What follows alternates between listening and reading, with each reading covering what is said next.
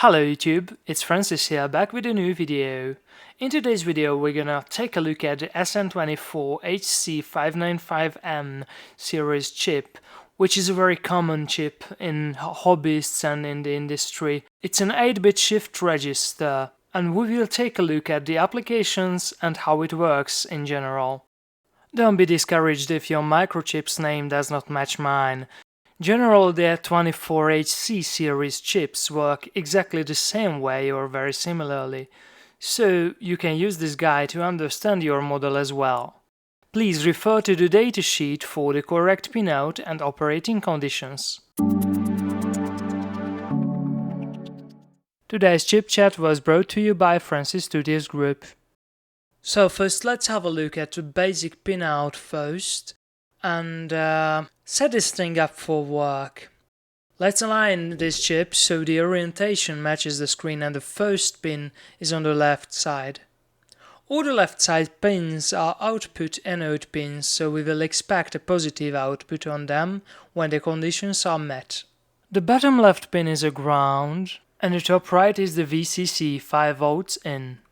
Most of these can work in a range of voltages, generally from 3.3 volts to 6 volts, but refer to the datasheet on your exact model to see the accurate working conditions.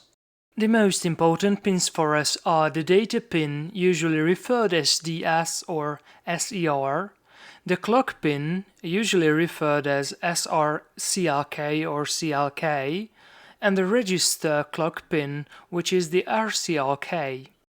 We have two active low pins, which is the output enable and the memory reset pins. The line on the top of the name means that this is a negation, so not output enable, it's a boolean false and not memory reset, again boolean false.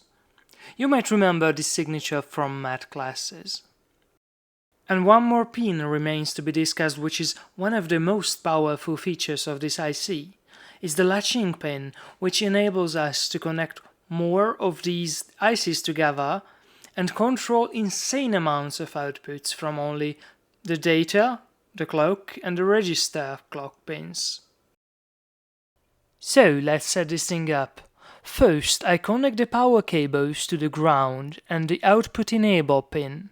So the output will be enabled because, as we discussed, it's an active low. So when we pull it to low, it will be enabled. It's quite easy binary mathematics. The negation of false is true. False false equals true. So it will be enabled. And after, I connect the memory reset and the VCC to 5 volts.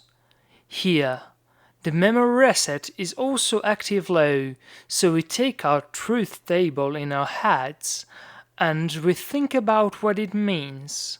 We pull it up to 5 volts, aka high, which is a digital true. And it is low by default, so we know that when something is not true, it's false. So low high is a falsy value. So that means that we do not reset the memory.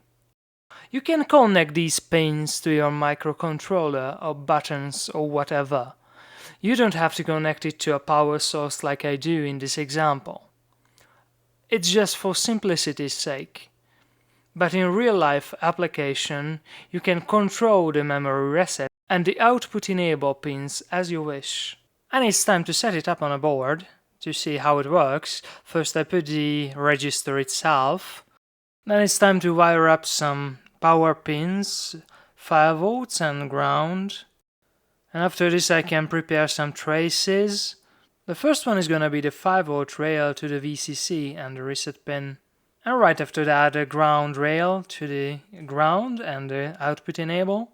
And now we are done powering up the chip. It's powered on, it's working. Just we cannot see it, because there is no output yet. I don't have some output. The cheapest and easiest thing is to have some LEDs. They are very beautiful, they light up when some pin is enabled, so we can use them, and they are low powered, so we don't have to worry about powering them via transistors or anything. We will just connect the LEDs to the output pins. Alright, all the 8 LEDs or LEDs are in place. Let's wire their positive side to the output pins of the register.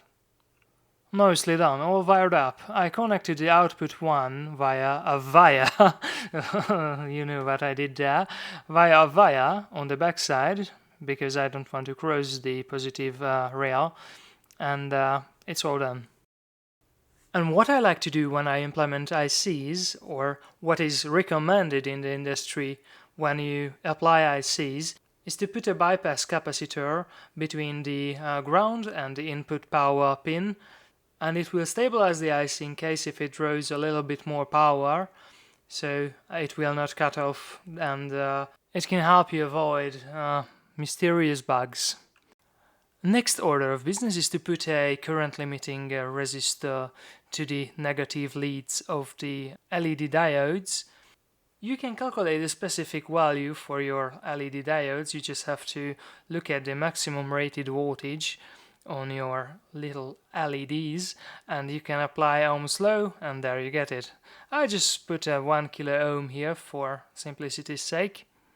And there you have it. We almost have everything, except I want to expose the data leads, the serial clock and the register clock, and also the data to separate pins, so I can demonstrate it better. So just let's align 3 pins, and I want tracks to be wider, so you can better see it, because this is the most important part here, the data, the register clock and the serial clock, just as I mentioned before. If you haven't done it yet, please like and subscribe if you enjoy this kind of content, because it helps my channel to grow and reach new audiences. And now we have everything electrically set up.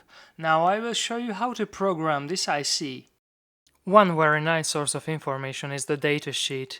Usually some datasheets include the programming tutorial, so to say. Unfortunately not all of them, but I can usually find a datasheet for chips that include a programming instruction. So what we are looking at here is the serial clock, the serial data, which is the data in, and the register clock. And under QA, QB, QC, QD, whatever, you can observe the output. But don't be afraid if this is overwhelming for you right now. I will show you step by step how to do it yourself. So let's get back to the PCB we designed before, and let's see how this IC works. To see what's happening exactly, let's get 3 signal generators with built-in oscilloscope, so we can see what are the waveforms coming in to the data, the register clock and the serial clock pins. So let's have some data coming in. It's alternating between high and low, just as we discussed before. And we have some clock. This clock does not have to be very punctual. It's only have to be aligned with the data segments. So you can even bit bang the chip with simple push buttons or something. But for better results, I would recommend using a signal generator or an MCU, like an Arduino. Or if you're a PIC fanboy, you have your option. You can use whatever you like. I don't care if you have an old laptop with a serial port, even that can be useful. So you really have a lot of options. So back to bit banging this bad boy. By now you might see where this is going. If you put a 1 on the serial data and you put up the serial clock to high, then that 1 from the data pin will shift into the register. That's where the name comes from. And then, if you put a 0 on data pin, which is a low, and you pulse the serial clock again, you pull it up to high, that 0 will also shift in to the first position of the register. Which comes in first, goes out first. First in, first out. This is a term used in programming also. You can think of it as a queue. The first person gets into queue, gets to the cashier first. This is the same thing. We have 8 places. The last data, that goes in goes to the last place, and the first goes out. You may be following these steps and you're wondering, but Francis, I cannot see the output. My LEDs are all lit up or all dark. What's the matter now?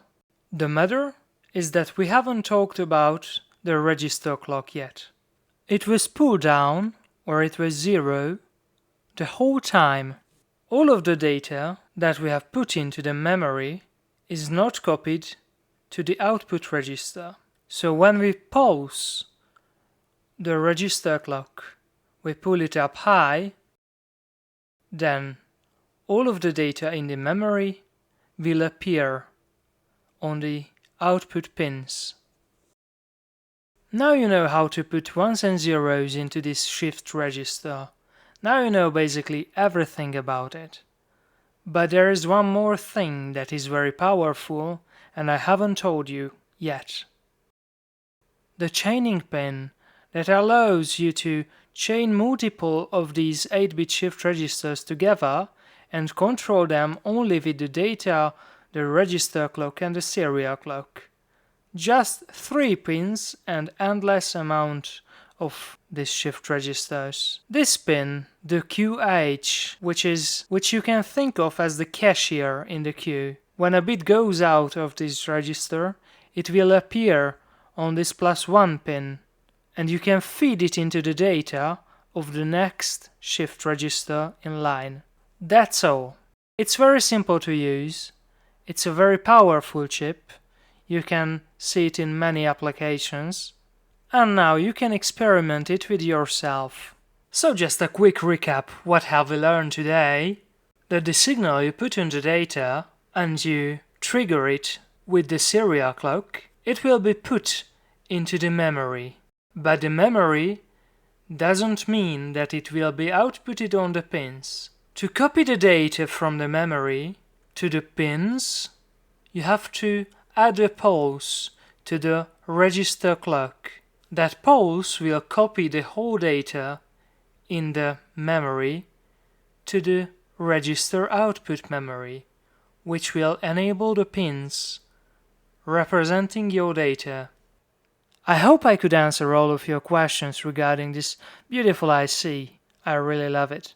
If you want to see me using it in practice, you can check out my previous video where I built a digital clock and I used 4 of these 8-bit shift registers to store the digits for the 7-segment display pieces. I hope you enjoyed this video, and if you did so, don't forget to give it a like and subscribe so you can support my channel, and the YouTube algorithm will suggest my videos to new audiences. If you have any questions, feel free to let me know in the comments. Francis signs out. Have a very wonderful day. Peace.